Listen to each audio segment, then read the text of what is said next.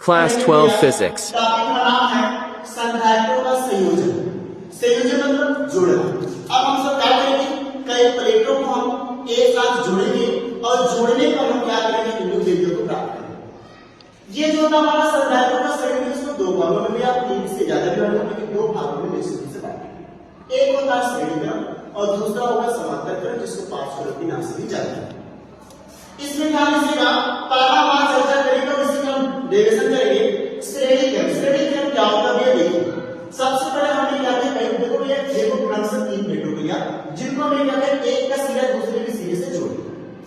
पहले हमने इसको वाया से जोड़ा और दूसरा हमने देखिए लास्ट में इसका सिरा अर्थ से कनेक्ट करा दिया। इसके बाद पहले हमने मान लिया धारिता C1, दूसरे की धारिता C2 और तीसरे की धारिता C3। आगे इनके बीच में जो विभवांतर उत्पन्न हो रहा है वो V1, V2 और V3। संपूर्ण जो कि पूरे बिंदु मतलब यहां से बिंदु A से बिंदु B के बीच का संपूर्ण जो हमने विभव माना हुआ विभवांतर, वो क्या माना।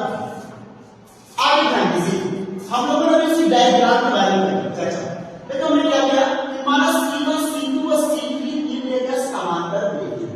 समांतर किसकी कभी समांतर समांतर के बीच का जो प्लेसमेंट बचेगी वो क्या बराबर बचेगी।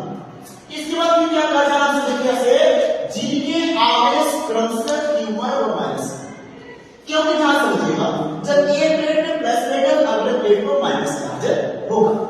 ठीक है, इसी प्रकार का हम लोगों ने लिखा होगा कि जिनके आवेश क्रमशः q1 व माइनस q उपस्थित है, जिनके बीच का विभवांतर v1 है, जिन्हें हम किस क्रम में जोड़ेंगे, श्रेणी क्रम में जोड़ करके रखेंगे। आगे ध्यान दीजिए भैया, हम लोगों ने क्या किया, प्लेट 1 के कारण प्लेट के बीच का विभवांतर, तो भैया हम पढ़े संधारित्र की धारिता, संधारित्र की धारिता ये कहता है भैया C q/dy होता है।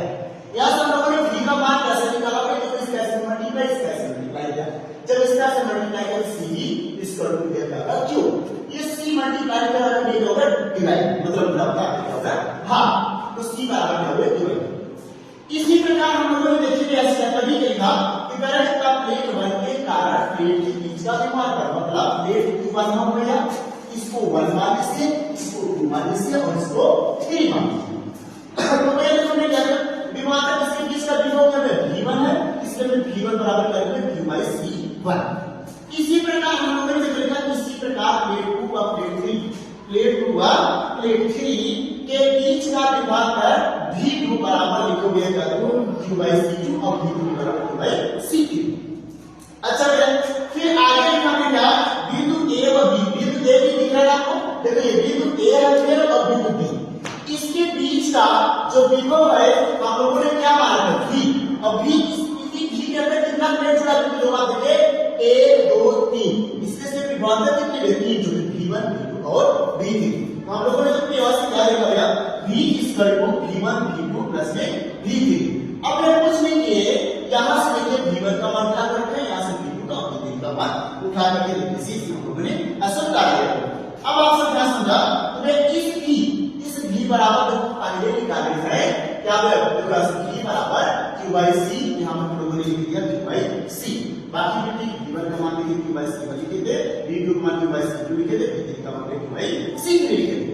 अब मेरा आप एक चीज लिख रहा हूं, सबने क्यों है ऊपर, सबने क्यों है, इसलिए हम लोगों ने क्या किया, बस q को कॉमन, जब q को कॉमन कर लिया आप लोग ऊपर क्या बचा केवल 1, तो भैया ये q कॉमन का था, देखो ये q जो है हमें पूरा था इधर आने का था, तो भैया q से कट गया, तो भैया हम लोगों ने क्या बचा 1/c = 1/c1 + 1/c2 + 1/c3।